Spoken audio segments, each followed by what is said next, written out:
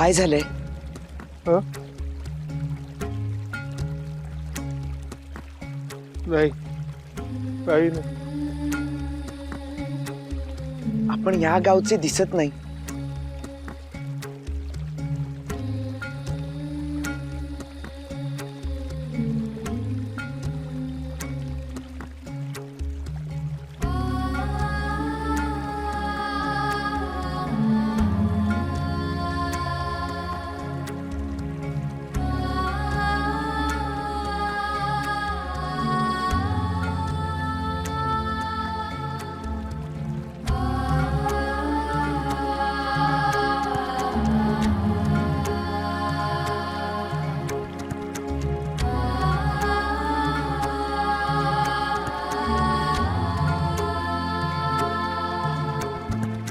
खूप लांबचा प्रवास करून आला आहात का तुम्ही? आणि कुठे जायचंय तुम्हाला? याआधी मला हे सांगा की तुम्ही काही खाल्लंय का? मी आपलं काय सहाय्य करू शकतो? आपण माझ्या सवे येता की तुमच्या सवे कोणी आलंय? तुमच्या घरचे कोणी? कशाला हवेत तुम्हाला नसत्या चौकशा? नाही देणार मी उत्तर. बरं, नका देऊ. मी आपल्यासाठी पाणी. नकोय मला काहीच आणि कुणीच नकोय मला. मला एकट्याला बसू द्या ना. क्षमा करा, आपल्याला त्रास व्हावा हा हेतू नव्हता माझा. मी केवळ आपल्या काळजीपोटी. अहो नकोय हो मला तुमची काळजी आणि तुमचे प्रश्नही नकोय. तुम्हाला दुसरं काही काम नाहीये का? अहो मला एकट्याला राहायचंय. मी विनंती करतो आपल्याला, जा इथून जा. जशी आपली इच्छा. पण मला असं वाटतंय की आपली पुन्हा लवकरच भेट होईल.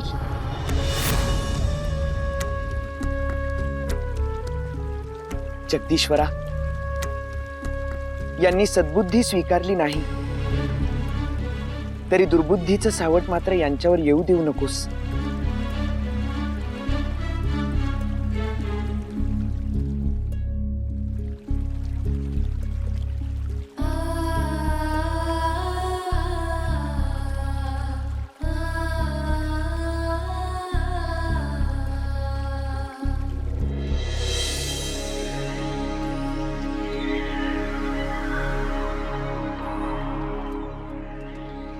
मोहिनी राजा, किती भाग्यवान मी जो हे गीतेवरील भाष्य ऐकेल त्याच्यावर दुर्बुद्धीचं सावट कधीही पडणार नाही. हे गंगेसारखं पवित्र अखंड प्रवाही निरूपण ऐकण्याचं भाग्य माझ्या ललाटी लिहिलंच. धन्य धन्य झाला जन्म माझा. असा हा अमृत शब्दांचा झरा, परमानंदाचा सोहळा अखंड वाहत राहावा असं वाटतं. पण काका, मी काय म्हणते, आनंद सोहळ्यात असे अश्रू आणायचे असतात का हो? मुक्ते, हे आनंदाश्रू आहेत. काय चाललंय मुक्ताबाईंचं? आनंदाचं हितगुज. दादा, आज पहाटेच्या प्रहरी वेचून आणलेल्या फुलांनी तुझा आसन सजवलंय. आज द्वितीय अध्यायाचा आरंभ आहे ना? हो, आणि मुहूर्त देखील जवळ आलाय. हो हो, हे काय झालंच माझं. दादा, तू ये आणि आसनावर बस आणि निरूपणाला सुरुवात कर.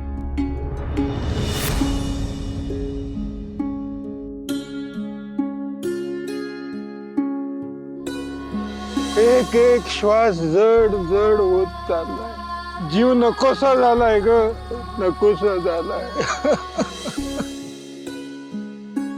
दादा, कुठे हरवलास? मुक्ती, हे आसन म्हणजे माझ्यासाठी जीव की प्राण आहे. परंतु याच्यावरील एक वस्त्र मी नदी किनारी एका दुःखी जीवाजवळ विसरून आलोय.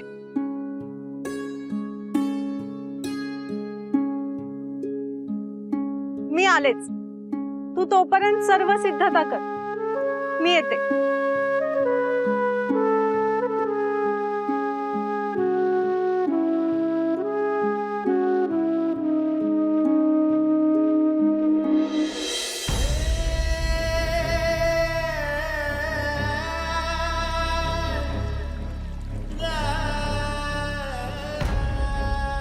आई मी येतोय ग, मला पदरात घे, मला तुझ्या कुशीत घे आई.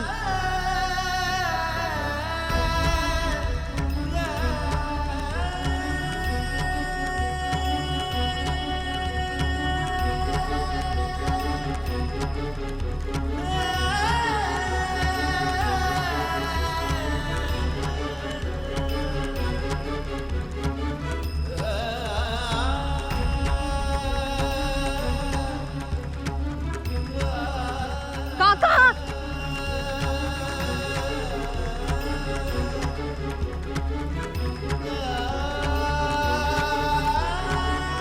काका अहो थांबा. काका काका काका हो ऐका.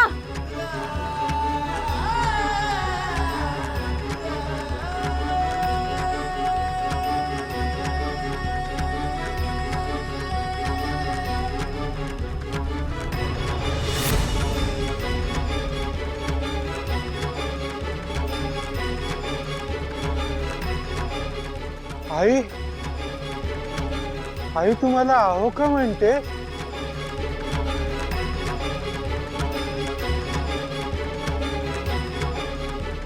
अहो काका चला म्हणते ना. काका काय करताय तुम्ही? तुम्हाला काय करायचं? मी काही करेन, मला इथं एकटं सोडा. नाही तुम्हाला माझ्या ज्ञानदादाने बोलावलंय. कोण ज्ञानदा? मी नाही ओळखत कोणाला. काका हो चला, तुम्ही भेटलात ना की तुम्हाला सारं कळेल. पण मुली मला नाही यायचंय कुठं. मला इथून दूर जायचंय, खूप खूप दूर, जिथे कोणीच नसेल.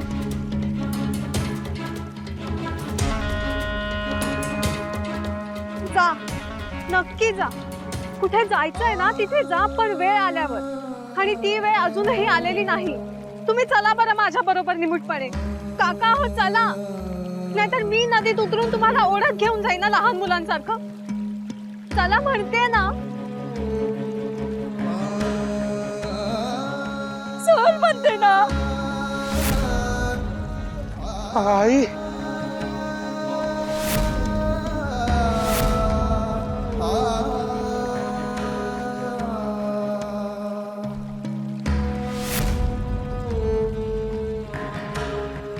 काका तुम्ही येताय बाहेर की मी उतरू नदीत? तुला म्हणते ना चल.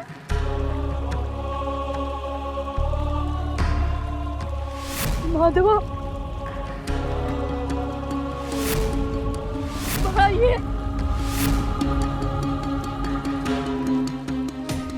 थांब मुली थांब, मी येतो.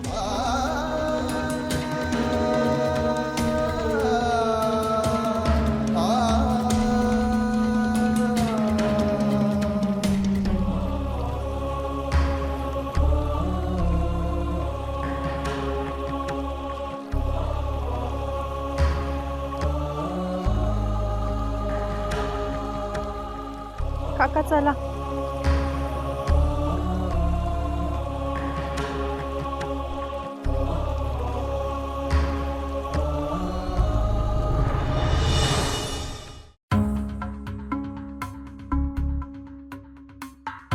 ज्ञाना, अरे येईल मुक्ता.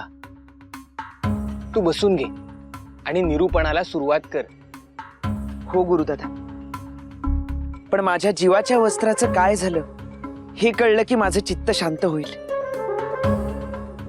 दादा तुला आहे त्याच आसनावर बसावं लागेल. तुझं वस्त्र तर हरवलं आणि नवीन वस्त्र पार चिंध्या झालेलं आहे. ते गीता भाष्य ऐकल्याशिवाय काही सांधलं जाणार नाही. असं म्हणतेस? चला तर मग पुढचा अध्याय सुरू करूया.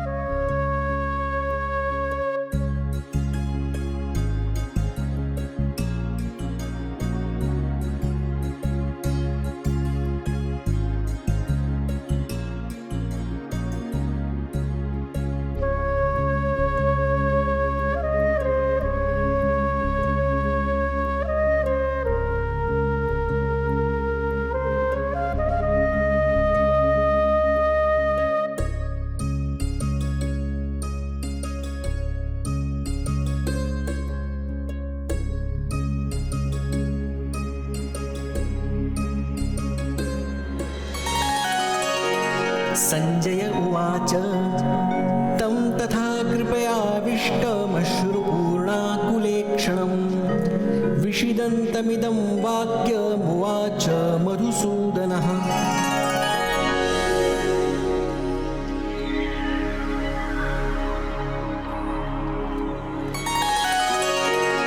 मग संजयो म्हणे रायाते आईके तो पार्थू तेथे शोकाकुल हृदनाते करितू असे ते कुळ देखोनी समस्त स्नेह उपनले अद्भुत तेणे द्रवले असे चित्त कवणे परी।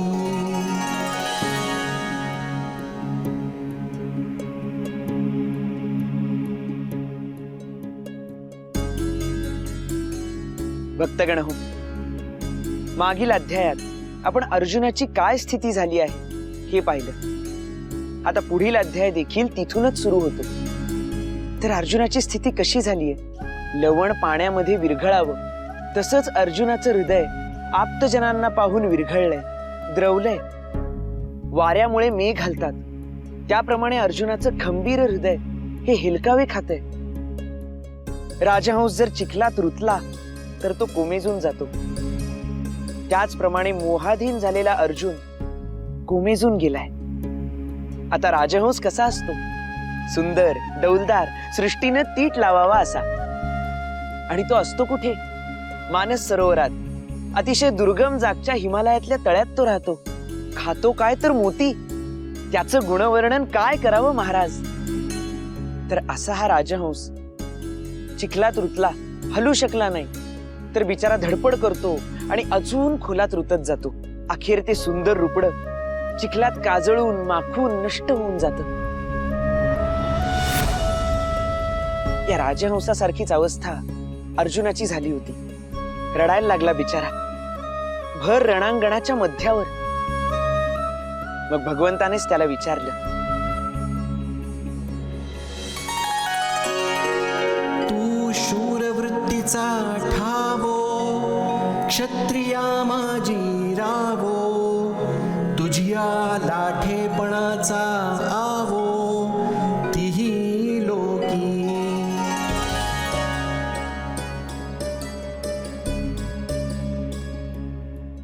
अरे अर्जुना, तू साक्षात श्री गुरु आदिनाथांना जिंकलं होतस आणि तूच का रे असं वागतोस? ज्ञानेश्वरा, किरात अर्जुन युद्ध कथा म्हणजे शंकर महादेव आणि अर्जुन यांच्या युद्धाची कथा इथे सगळ्यांना सांग की, म्हणजे ती कथा सगळ्यांना ज्ञात होईल। हो काका, आपण सारे जाणताच, धर्म आणि द्रौपदीच्या एकांतात अर्जुन गेला आणि त्याला वनवास पत्करावा लागला। वनवासात असताना महादेवांनी त्याची परीक्षा घेण्याचं ठरवलं। महादेवांनी किराताचा वेश घेतला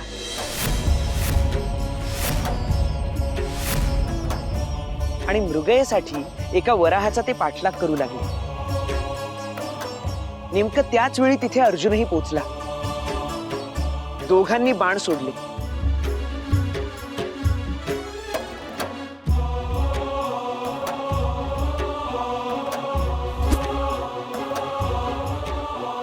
बाण लागून वराह गतप्राण झाला आणि किरात वेशातील महादेव आणि अर्जुन एकमेकांसमोर उभे ठाकले।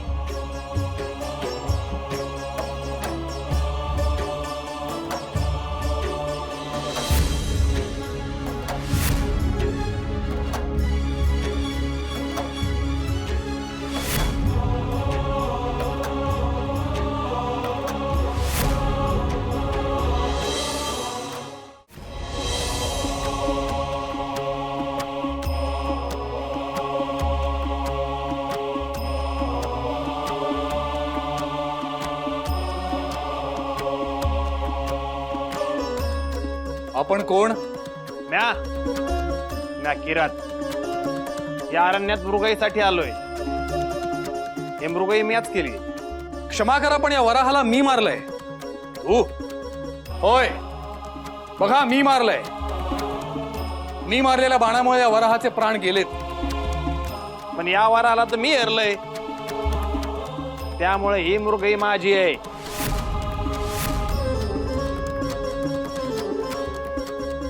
मला तुमच्याशी वाद करायचा नाहीये.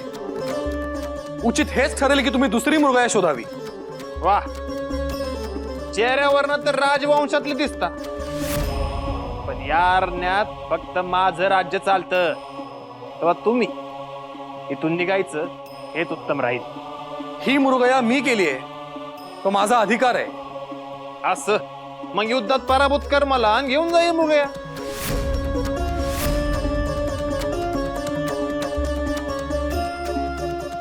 का आता धैर्य होत नाही? क्षमा करा, पण धैर्याची गोष्टच नाहीये. तुम्हाला युद्धात पराभूत करावं का सोडून द्यावं हा विचार मी करतोय. पण आता प्रश्न माझ्या अधिकाराचा आहे, त्यामुळे युद्धास तयार व्हा.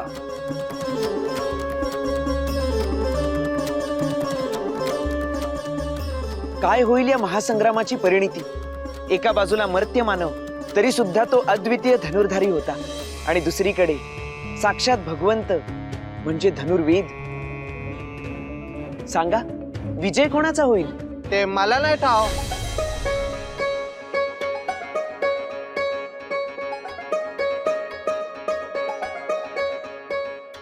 अरे शहाणे, तुला कसं ठाव असेल?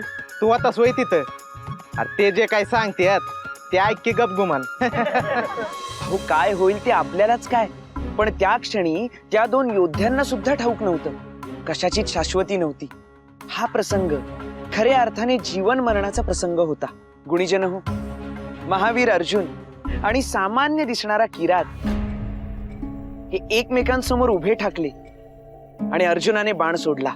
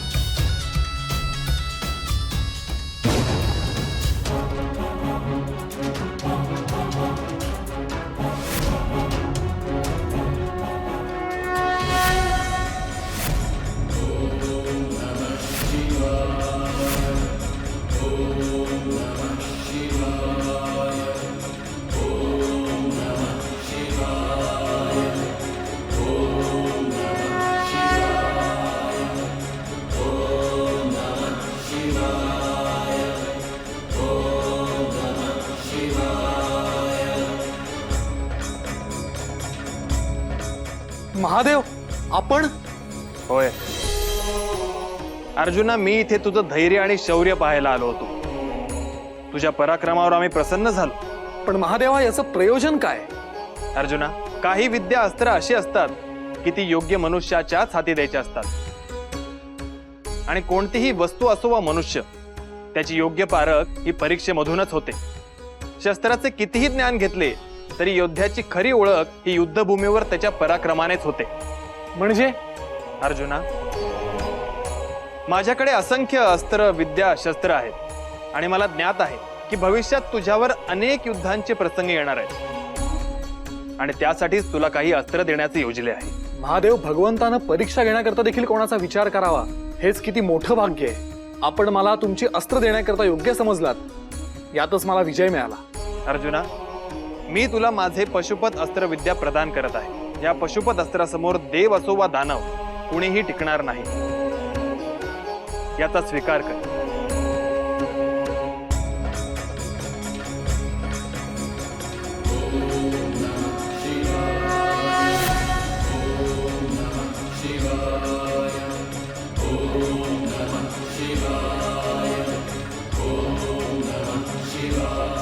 महादेव, या अस्त्राचा उपयोग मी कधीही वाईट कारणाकरता करणार नाही. मी तुला वचन देतो